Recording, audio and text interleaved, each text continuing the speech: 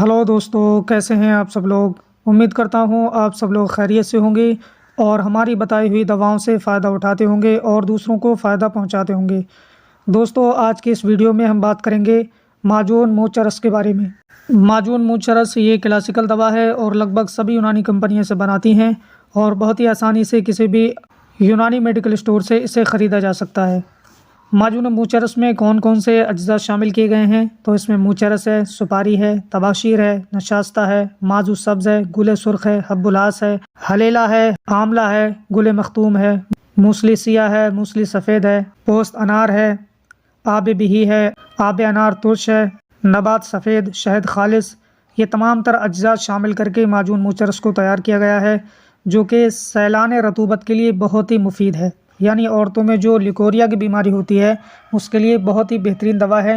इसके इस्तेमाल से औरतों के रहम से जो सफ़ेद रतूबत बहती है और उसकी वजह से उनका जिस्म खोखला सा हो जाता है, जिस्म में चिड़चिड़ापन पैदा होता है, थकान महसूस होती है और जिस्म निढाल सा हो जाता है, तो उन औरतों के लिए बहुत ही बेहतरीन दवा है।